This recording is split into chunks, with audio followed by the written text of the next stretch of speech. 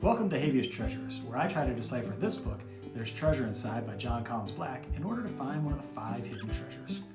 On today's episode, I'll be focusing on the Past and Future box chapter. Let's begin. In the book on page 226, the author tells a story about his grandparents, which introduces the cryptogram. He writes, "This daily newspaper puzzler was one of my grandfather's favorite pastimes. I was sometimes bored at Grandpa's house, so I'd often peer over his shoulder while he worked on solving one of these games. Perhaps the only thing my grandfather enjoyed more than this riddler was counting the vehicles that passed in front of his yard. Grandma and Grandpa would sit down in lawn chairs and tally all the traffic, as happy as if basking in the heavens." Now, the first word that stood out to me in this story was puzzler. Why not use the word puzzle instead? I think the author might be referring to the Batman villain, the Puzzler, who is noteworthy for making only one appearance on the 1960s Adam West Batman TV show. Now, there are a couple more words and phrases that make me think the author might be steering us towards a Batman theme. In addition to the word puzzler, the author also makes a reference to another Batman villain, the Riddler. And the phrase peer over his shoulder could be directed to actress Barbara Rush, who portrayed another Batman villain, Nora Clavicle. In addition to being a female peer to the other villains, clavicle is another name for your collarbone, which is part of your shoulder. And that's how we can get the connection, peer over his shoulder. But wait, there's more. The author starts off this part of the cryptogram story with the phrase daily newspaper puzzler. Now, one name for a daily newspaper is a ledger. And since the story introduces the cryptogram, and in the chapter he talks about Bitcoin, which is a cryptocurrency, ledger could make sense as the name of a newspaper he mentions. This is also because a ledger is a common term in blockchains that represents the record of every transaction ever made on the blockchain. It's also the name of a very popular Bitcoin cold storage device. But most importantly, the actor that won the Academy Award for playing the Batman villain, the Joker, in the movie The Dark Knight was Heath Ledger. Okay, so now that we've established a possible Batman theme, let's return to the Puzzler episode of the 1960s TV show. Now, the Puzzler was an interesting villain. He loved to quote Shakespeare, and his crimes always involved some kind of aviation theme disguised in a puzzle. For instance, on the one episode that he appeared called The Puzzles Are Coming from season 2 of the show, the Puzzler uses balloons filled with some kind of paralyzing gas to steal top secret airplane plans from billionaire Artemis Knab.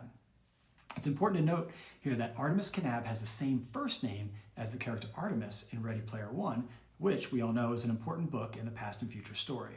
And in the TV episode, the Puzzler says this line: "That invisible puzzle balloon gas is doing yeoman service." Could the author be referring to this when he includes the word yeoman right in the middle of the Past and Future box word search? I think it's possible, being that yeoman is a fairly uncommonly used word today. And later in the episode, the Puzzler ties up Batman and Robin in a hot air balloon and releases them up into the atmosphere in almost certain death. Now, I won't ruin the ending of the episode for you, but let's just say it's a good thing that Dick Grayson practices his bird calls. But that's not what's important. Instead, what seems to be relevant to the Past and Future box is the Puzzler's frequent use of balloons. Remember how later in the story, the author describes how his grandfather loved counting the vehicles that passed in front of his yard. Well, that's very similar to a scene in the Disney movie Up, where the old man and young boy count the blue and red cars that drive by while eating ice cream. Is this a coincidence? Maybe. But don't forget that Up is a movie about a house that flies with balloons. But wait, there's more. The author also writes about how his grandparents would sit down in lawn chairs and tally all the traffic.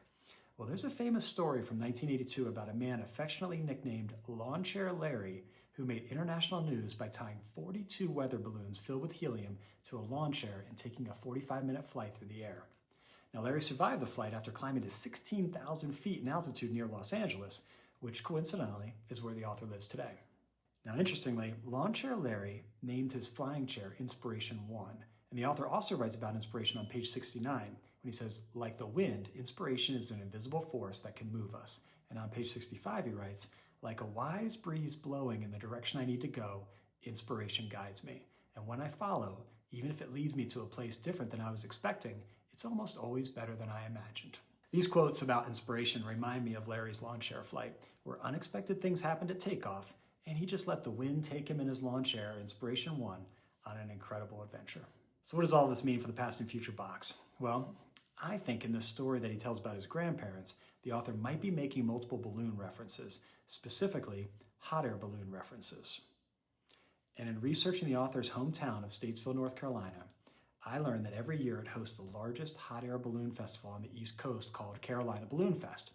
Welcome, ladies and gentlemen, to the 43rd Annual Carolina Balloon Fest here in beautiful Statesville, North Carolina. They call it one of Iredell County's most visited celebrations and the second oldest continuously running balloon rally in the country. And if you can't make the festival, but still want to take a hot air balloon ride in Statesville at some other time of the year, you can sign up for one at Almost Heaven Balloon Rides, where pilot David Litton will take you up so that you can, as the author writes, bask in the heavens.